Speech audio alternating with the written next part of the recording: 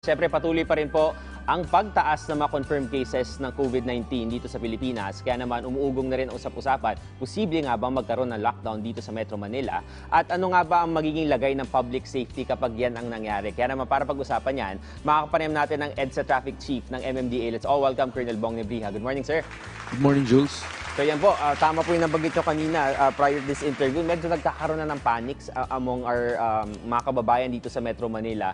So recently po nagkaroon ng meeting itong Metro Manila Council. Sir, ano po yung mga salient topics na pinag-usapan dyan? If pwede pong ma-share.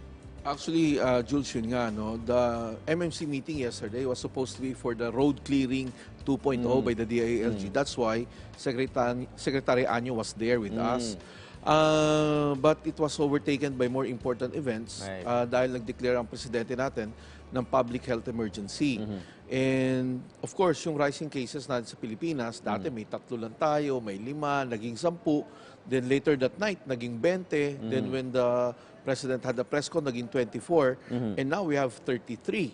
Yes. No, wala pang masyadong detalye yung nadagdag. But then again, siyempre, hindi natin may iwasan sa mga kababayan natin na magpanik, ano? Because it's rising at a rate na nobody was expecting, ano? Na biruin mo from 5 to 10 to 20 to 24, now 33.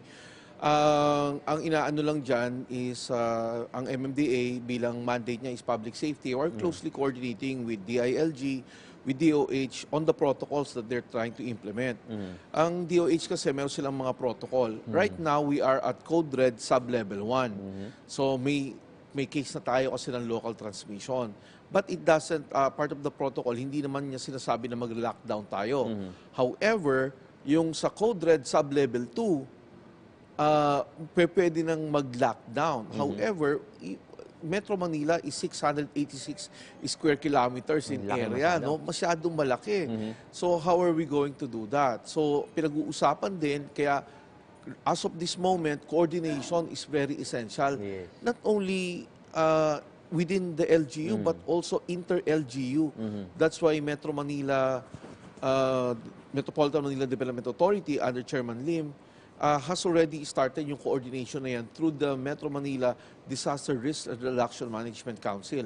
So nag-uusap-usap na yung mga health officers natin, disaster officers natin on what we're going to do to prevent further spread. And at the same time, to anticipate paano nga kung magkaroon na ng community-based transmission, ano na ang gagawin natin. Nabanggit nga, Colonel, kahapon ni Mayor Joy Belmonte na ang take daw sa Metro Manila dapat as a community. Kasi yung mobility ng mga residents dito, umiikot-ikot from QC ka, trabaho ka sa Makati. So sir, let's say lang, umabot tayo sa scenario ng lockdown mismo. Nabanggit niyo po yung lawak ng Metro Manila. Paano yung border control nito na bawal ang in and out? At bawal ba lumabas ng bahay talaga pag ganyan? Well, kung lockdown, interagency na yan. It's not only MMDA, hindi lang DILG yan or DOH, but interagency na yan. We might be tapping the AFP and the police to help us out in this one. So, napaka-importante nito, coordination among LGUs. Tama yung sabi ni Mayor Belmonte, we're not divided by a wall na dun lang tayo. No? Napakahirap kasi we work, hindi lang naman Metro Manila, pati yung mga probinsya na nasa paligid natin, Cavite, Laguna, Bulacan, Rizal, lalo na it's almost part of Metro Manila, na talagang dito na rin nagtatrabaho, nag-aaral, nagnegosyo. So, kung paano natin gagawin yan, it's something that we're still planning, inaan natin, kino-conceptualize natin. Kasi then, ang effect din naman ito, hindi lang among students, it's economy that will be affected. So, we've seen this in other countries, how this virus has affected their economy. Kahit yung mga malalaking bansa, like America, kahapon, they needed to stop the trading sa New York Stock Exchange because of the plunging trend. So, yun nga inaan natin is to mitigate the effect. At least we've seen this in other countries. So we're also anticipating and we're trying to come up with the solutions para ma-anticipate na natin yung mga effect na to, ma-mitigate natin yung effect. Okay. Colonel Bong, mag-focus naman tayo ngayon sa EDSA. Siyempre itong EDSA, talagang it connects pertinent cities and NCR. So paano, sir, yung magiging strategy natin dito? Kasi siyempre we have thousands or millions of commuters every day na bumabagtas dito sa EDSA, sa mga bus, siksikan yan, pati sa MRT, even sa sidewalks and sa mga sheds, waiting sheds mismo. Paano po natin ma-ensure na siguro safe din itong mga commuters natin sa kalsadang ito? Actually, Jules, we can really only do so much. Talagang ang protection dito sa virus na to will entail a lot of personal responsibility, hygiene, sanitation. No? Unang-una yung mga trains natin ngayon, they sanitize it. Bago lumabas yan, pagkatapos lumabas yan, they sanitize yung mga handrails, yung mga poste. They do that. So, unang-una, it entails manpower. Then, pangalawa, delay ng time din dahil you need to do this, right? Ang sa amin naman, sa MMDA, on our part, lalo-lalo na yung mga enforcers, maniwala ka sa hindi, nandiyan kami sa kalye, and there are POGO operations that's also within the sites that we operate on. Okay. So may kita mo, maraming Chinese nationals doon na naglalakad, na nakamask.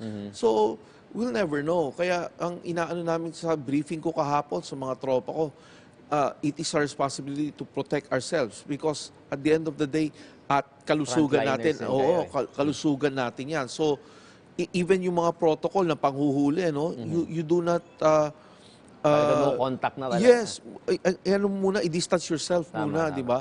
You'll never know. Kaya yun yung mga protocol na yan na pinapatupad namin, at least sa EDSA for now, yun ang ginagawa namin. Okay. Colonel, on a last note, para po sa lahat ng mga viewers natin, especially for those living here in Metro Manila, please assure them na talagang lahat ng mga agencies, and especially MMDA, talagang tulong-tulong para kontrahin itong COVID-19.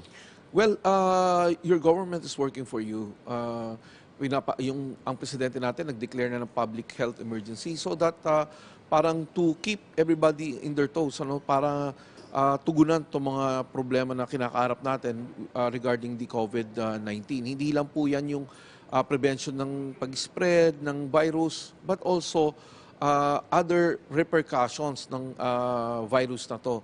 Economy, work, school, lahat po yan kasi maaapektuhan ito, and even the possible lockdown. Ang ina-assure lang po natin ating mga kababayan that your government is working for you. Thank you so much, sir, for that assurance. Ayan po, a whole of government approach ang strategy ng ating pamahalaan para tugunan ang pagkalat ng COVID-19. Maraming salamat po. Nakapanayam natin ang EDSA Traffic Chief ng MMDA. Walang iba kundi si Colonel Bong Nebria. Maraming salamat, sir.